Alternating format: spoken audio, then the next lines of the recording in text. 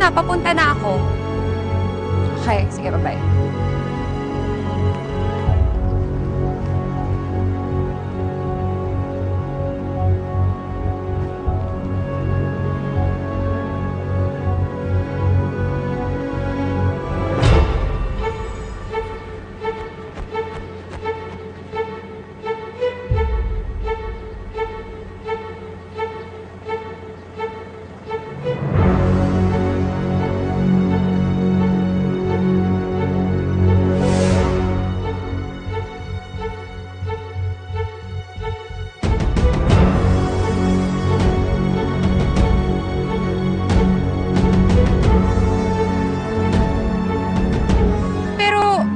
Naisip ko lang, di ba parang mas okay kung buhay si Emma?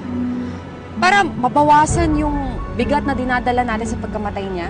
Matagal na akong naka-move on din sa bigat ng loob na sinasabi mo eh. Tanggap ko na nga napatay si Emma at hindi na siya babalik. Kung noon nga nawala siya sa buhay namin ni Rom, hindi nga ako mapakasalan ni Rom eh. Ngayon pa kaya? Na bumango siya sa hukay? Sige na. Hanapin mo si David. Dahil kailangan natin makasigurado na hindi sila lalabas ng witness kapag nagka-bookingan na.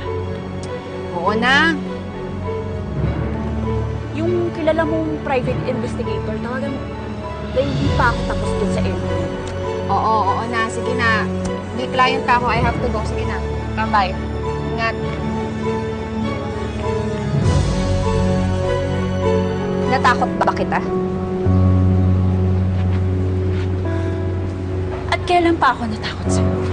Kung sa bagay, bakit ka nga naman matatakot? Eh hindi naman tinatabla ng kalawit ni kamatayan ng mga masamang damong katulad mo.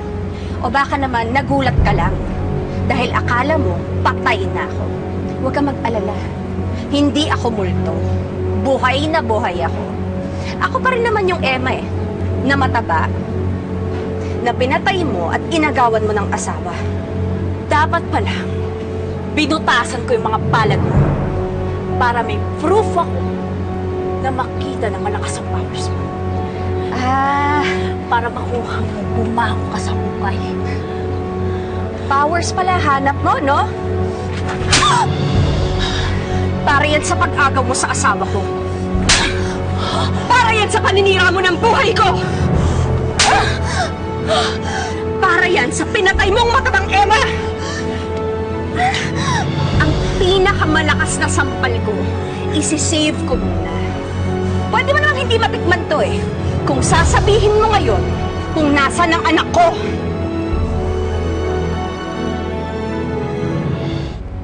Kalimutan mo na.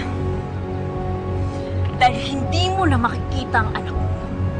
Huwag ka nang umasa dahil wala ka ng anak. Nasaan ang anak ko? Huwag ka dito. Samahan mo ko. Nasaan ang anak ko? Walang yaka. Kung nung mataba ako, hindi kita tinigilan. Ngayon pa kaya, ha? Napayat na ako at kayang-kaya na kitang habulin? Nasaan sabi anak ko? Hayop ka!